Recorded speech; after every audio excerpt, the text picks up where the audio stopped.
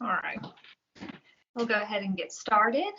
So I'd like to welcome everyone to the May 14th Rotary Club of Milledgeville meeting. And good to see you all on here again, even though I say that I say it every time, I miss seeing you all in person. But glad that we can still connect this way, and hopefully we won't have to do it too much longer. Just to give you a quick update, I did speak with the folks at the club at Lake Sinclair, Jeff and Jason, regarding meeting again in person. They are prepared to reopen and allow for larger groups, and they have the space in the ballroom to separate as necessary, but they do have to get the go ahead to have groups of larger than 20. It would be after this last executive order. So once they said that they're ready, and once they get the green light to host larger groups, that they'll allow us back. So we'll just be meeting this way until then, and I will keep you updated with anything else that I hear from them. One other quick announcement before we get started with the Rotarian of the Day and such is that Sam Watson is a longtime member. I know you all know Sam, and he has moved to be with his family, his son, who I believe lives near the Atlanta area. So he is making that transition right now, and we are sad to lose him from our club, but we know that he'll be back hopefully to visit and for doctor's appointments and such. So I spoke with Dr. Jay Hodges, and he advised that he would definitely bring him anytime that he's in town, so that hopefully we can celebrate Sam and all of his dedication to Rotary and to our club once we're able to meet again in person. So I wanted to share that with you. Our Rotarian of the Day today is Jim Fain. So Jim, are you there? I am. All right. So Joe, if we'll get started with the slide, and Jim, I'll turn it over to you. Dear Lord, thank you for this glorious day. Thank you for putting in our hands a way to meet and spend some time together during the challenging times. I want to ask that you bless those that are tasked with difficult decisions at every level of government and healthcare and first responders every single day. Put your arms around each and every soul as they fight battles inside and even outside of their homes. Provide wisdom and guidance to everyone that protects their own families with difficult decisions they make on entering society again. In Jesus' name we pray. Amen. Amen. And now the pledge. Please join me. I pledge allegiance To the to flag the flag of the United States of of America, America, and to the republic, for which which is it stands, one nation, under God, indivisible, liberty and justice for all.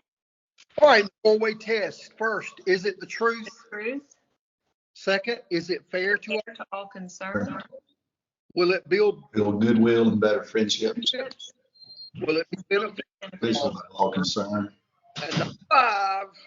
Is it fun? There you go. Thank you. Thank you, Jim. Appreciate that. All right. Has Tom joined us? I'm here.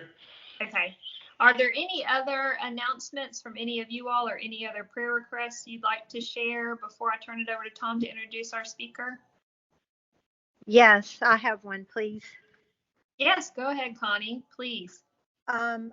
My brother had a scan done on Monday that we are waiting anxiously for results from.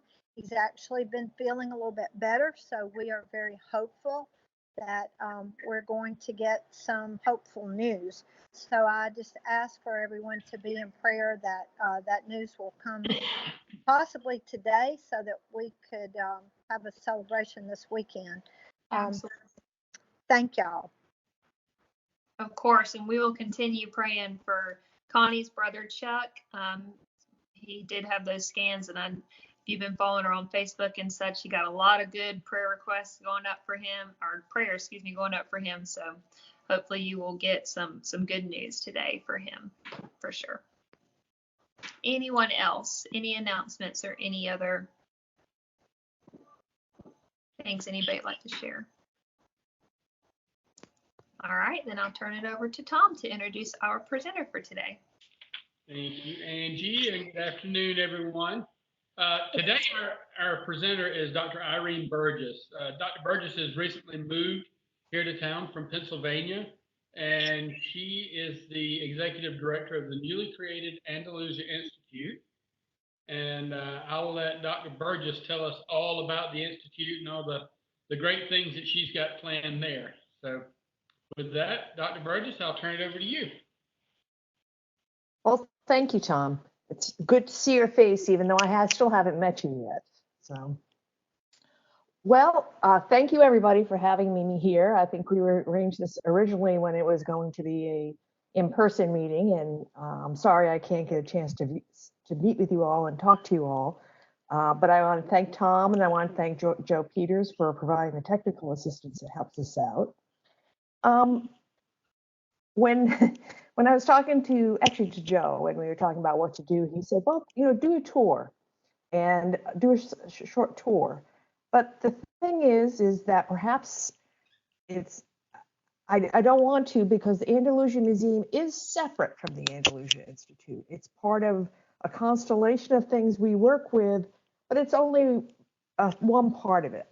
But I did want to share what Andalusia House Museum, right before the pandemic, was going to do had gotten a stash of family pictures, which they wanted to share with people. And this is one of the pictures that they put on Facebook recently. And that's Flannery O'Connor as a baby with her mother, Regina. Some of you who've been here for a while may have met Regina.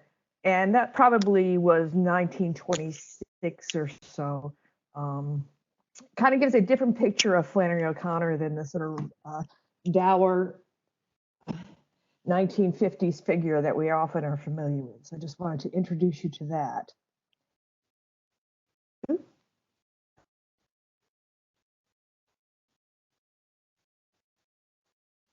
As Tom said, I started here in mid-January with the idea that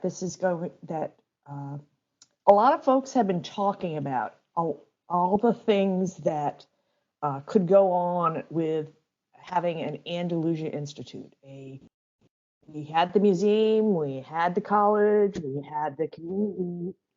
What could we get more out of by helping these things to collaborate together?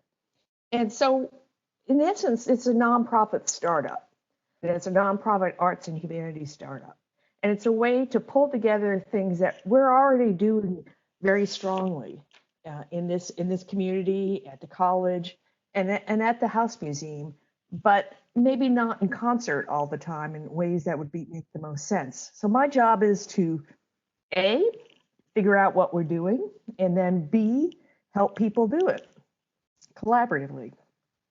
And the first question is, people said, well, this makes sense, but when I first started talking to folks, I would say, why does this make sense?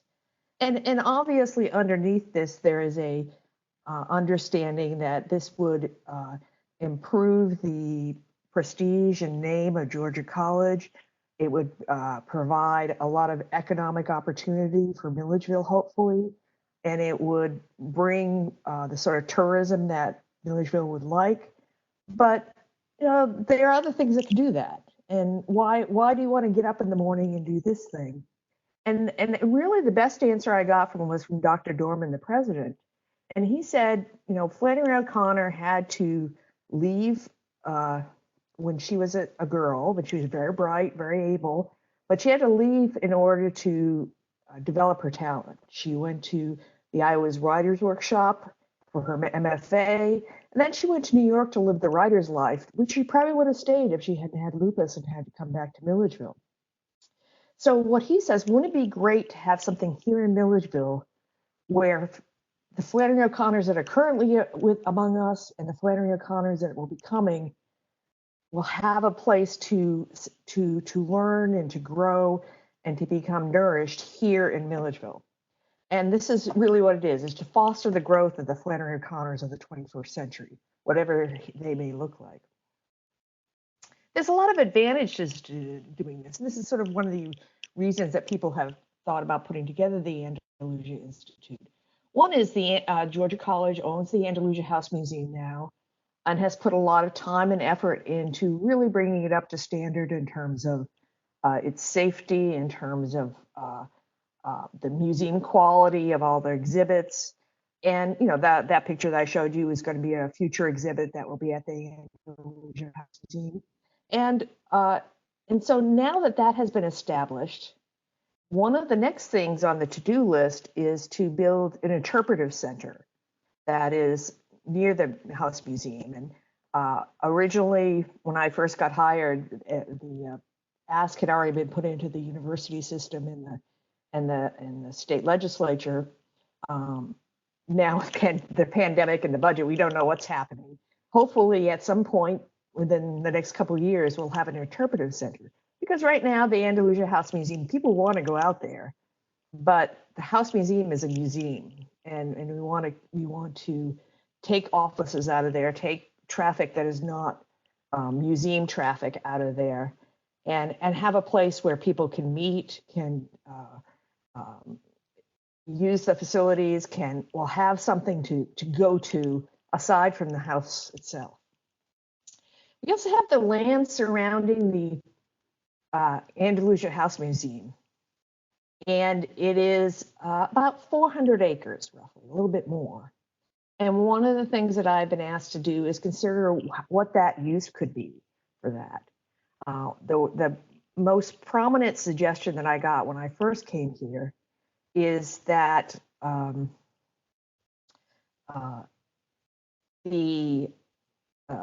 that there be a house, that there be a writers' colony, a writers, artists, scholars colony.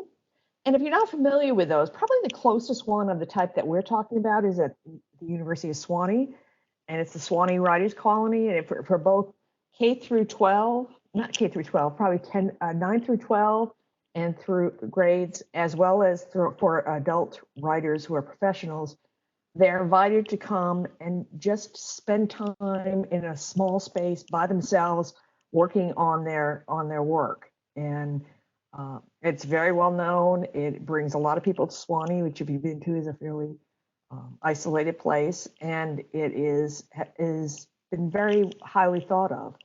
And Flannery herself went to Yaddo, which is in upstate New York, which is also a similar type of institution. So there are some of these around, but we have this opportunity of just starting from scratch here. There's also a vigorous downtown. If you're asking people to come to things, and really the programming the Andalusia Institute has requires that we'll be bringing in some people from outside as well as from the town itself. You want some other supportive activities. So until the pandemic, it's a very vibrant downtown, and that's a real appeal as well. And you have Georgia College's strength as a public liberal arts university, with Georgia College having such a strong arts and sciences background, and its recognition of its English department and its writing program. There's a lot of natural extensions that could be built out in programming. There's also in the college and in the town itself a clear attachment to and recognition of Flannery O'Connor as sort of being a native daughter, and how she has affected the area. I've really enjoyed hearing from people stories of when they were growing up, either going to Andalusia after she had passed away, or meeting her when they were, if they're older, meeting her when they were young. And she's affected this area, whether it's clear or not. And I think that makes it a very strong attractant for people. And there's a strong support for tourism and co-emergent activities. So you can have literary tourism. If you go to Amherst, Massachusetts, or if you go to England and you go to Jane Austen's house, or you go to Emily Dickinson's house in Amherst, Massachusetts, you'll see people showing up just for the literary tourism. And that brings in people who want to take advantage of other amenities, including the lakes, including the downtown. And so there's a really synergistic approach that can be taken with all this. So part of what I had to examine is when I came in is what could we do? And I was handed a large grocery list of activities that people thought would be a great idea. And if I took the activities and sort of narrowed them down, there's sort of three categories. One is support of O'Connor Scholarship and awareness. And O'Connor Scholarship obviously is represented very well by the college, but then also awareness is an interesting thing. Much like a Jane Austen or Emily Dickinson, believe it or not, there are Flannery O'Connor groupies. Everyone from, let me give you some examples. Everyone from Bruce Springsteen to Stephen King has named Flannery O'Connor as an influence on their work. She's an artist who continues to grow in stature and in impact, and it's important that we take advantage of that as a community to develop even further what she was all about. The other thing was encouragement of writers and artists. As we know, Flannery was a cartoonist and a painter as well as a writer. And are there ways that by making this a center for the arts and for writing, that this might be a good way to reach out to other people and get them interested in what the future of Flannery O'Connor needs? And then outreach to the community, particularly K through 12. And you know, I've met with Norris and Dr. Price, and I've been talking with various people. And some of the programming we're going to be doing is going to have some explicit K through 12 elements to it. What would that look like? In the short term, we've tried to set up some things to sort of experiment with where people's interest is. The pandemic, for me, was an example of don't waste a good disaster. and so what we have come up with is virtual programming. Dr. Bruce Gentry, who's one of the scholars on the campus for, you know, a preeminent Flannery O'Connor scholar, would hold a monthly book club. Basically, they would read a short story by Flannery O'Connor and discuss it at the Eatonton, Georgia Writers Museum. And I went to one right before we had the shutdown. And, you know, it's a very collegial group, about 8 to 15 people. And they really, every month they meet. And afterwards, I said to Bruce, when it became clear we would be shutting down, is why not do this virtually? And so about 3 or 4 weeks ago, we did the first one virtually. And the first day we opened it up to, and I said, if we can support this virtually, I'd like to also invite other people in. And Bruce said, yeah, maybe we'll get 10 or 15 people. First day we opened it up, we got 20 people signed up, and we had to close it because we were at that point, we were making them each be 20. So we added another session. We had another 20 people the next day sign up to be part of this. And then we've had the same success in the second one that we just did last week. And we're doing another one next week. So this sort of ongoing programming that allow people from around the world, really. We've had people from Italy and from Saudi Arabia, as well as from Milledgeville, meet and talk about Flannery O'Connor. And we'll also be doing some standalone programming that's not necessarily a discussion group. For instance, we're asking Mab Seagrass, to just wrote a book about the Milledgeville Mental Hospital, to come and talk about Flannery O'Connor and the Milledgeville Mental Hospital. She'll also be in town in person in the fall at the college, but this will be a way to get people starting to think about perhaps coming to that. Peacock Symposium is a bigger event that I would hope would happen on the end of September, beginning of October. And it's got 3 elements. One is something called a writing boot camp. And that's a fairly common workshop style where you bring in external people to facilitate it, but it's really devoted to 3 or 4 hours just devoted to helping people with their writing projects. And when I say writing projects, it can be anything. We're going to be inviting faculty, staff, community members, students So it could be anything from a science research paper to a family history to a business plan. As we all know, writing is a tough thing. And Flannery O'Connor was the first person to say that. But she was very rigid and scheduled about it. She understood that she was working with a craft and that she had to spend her time shining every story up, shining every piece of writing up. And every morning she would write for 3 hours. She would just continually be crafting and polishing her work. So in the spirit of that, we're going to celebrate her craftsmanship. And then in the evening, we're going to be doing a public showing of a film of Flannery O'Connor's The Displaced Person, which is a short story that takes place right after World War II, and actually is based on a real life thing that happened on the farm with the Matesiaks, I believe, at the name of the family, where emigres from Europe after the war, and Regina and Flannery had them as workers on the farm. But this film was made in the 70s, and it was shown on TV, and it was all filmed at Andalusia.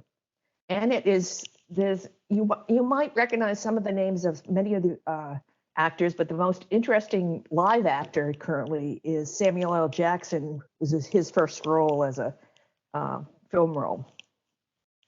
And we're going to then have a panel of people who were here when the filming occurred, people hopefully from the cast or crew, and people from scholarly folk to talk about the filming of that, what it did to the community, what that film tells you about home and place and where you go home.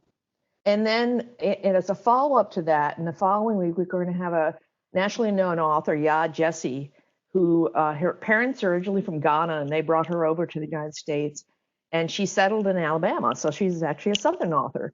And her first book was called Homegoing, which was written about 4 or 5 years ago and was highly successful. And her second book is coming out this fall.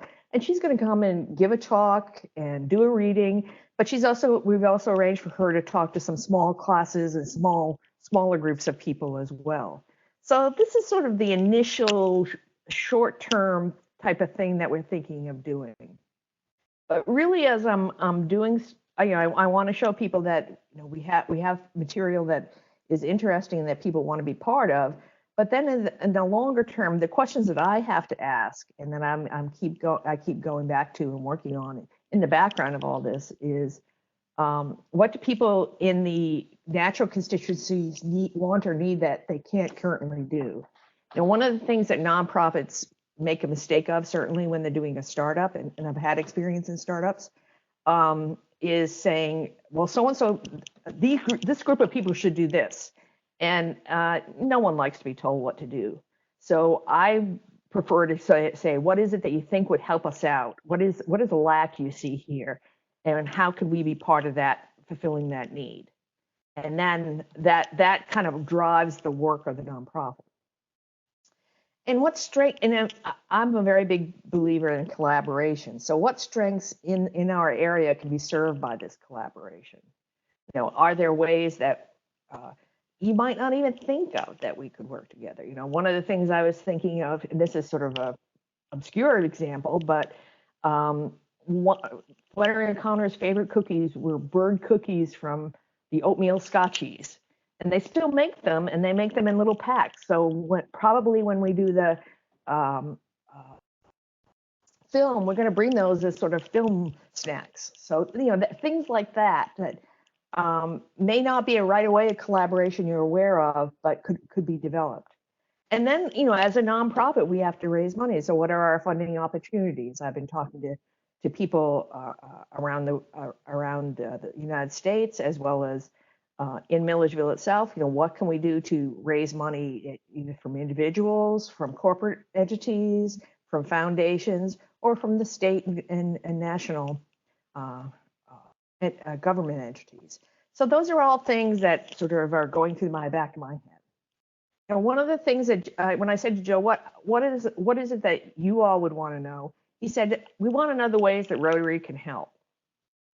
And one is support. And I've just talked about fundraising. Obviously, that's one type of support. But in other types of support, particularly for a nonprofit and a startup are just as important.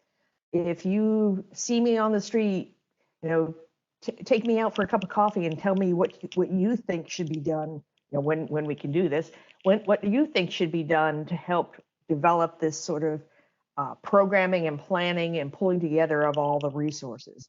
Another is connection. You folks at Rotary are the best connectors I know of. And if you could think of, she should probably talk to Janice because she's got a lot to say about X, Y, or Z. I would just really welcome those kinds of opportunities to connect with people who you see as being important to the work we're doing. And then collaboration. How are the ways that we can work together in order to fulfill what this area needs, what you need as a potential business person, and what fulfills the mission of the Andalusia Institute. Now, it's still a work in progress. There's really nothing cast in stone yet, and I have a feeling it's going to be that way for a while. So all the information I can gather and get is of great interest to me. So that the final slide is just to show you how to contact me. Please contact me either at my GCSU account. We also have a website now. We also have a Facebook account. And we try to put up announcements in both places and examples of some of the work we're doing. So if you're interested in that, please sign up for that. But as I said, it's just a pleasure to be in front of you. And if there are any questions, please let me know. Great. Thank you so much, Irene. You're welcome. Do we have any questions from anyone? All right, let's see. Very interesting. I've visited Andalusia several times, of course. Grew up in Milledgeville. I think most people knew what it was, knew who it was the home of. But sounds like you have a lot of great ideas that you can really expound upon once we're able to really bring it to life and Flannery's legacy to life in some really unique ways. So very exciting. Well, and I invite everybody to come out to the house once we can, because it has changed a lot. It's gotten a lot of upgrades. Right. For sure. Definitely want to see those. And I learned something new today, and I even wrote down, I did not know there were Flannery groupies. So. Oh, yes. That's pretty cool. Well, one of the virtual events, we had a pediatrician from Savannah was with us. Oh my God. Yeah, random. Very funny. Well, are there any questions or any comments from anyone? Thanks for sharing with us again. You're welcome. Really, thank you for having me. All right. Doesn't seem like there is. I was checking the chat. I don't think so, but thanks for joining us today. And it was a pleasure having you and hearing about all the work the Andalusia Institute has going on, and look forward to meeting. I've met you in person, but look forward to seeing you again in person and touring the home and collaborating with you. Hopefully Rotary Club can as well in the future. So are there any other announcements from anyone else before we close out? If not, we will see you next Thursday, same time, same place. Nope. All right. Well, I hope everyone has a great weekend. Thank you. Thank you, Angie. Thanks. Thank you. Thank you. Bye, Angie. Bye, Angie. Bye. Thank you. Thanks. Bye, Ange. Bye.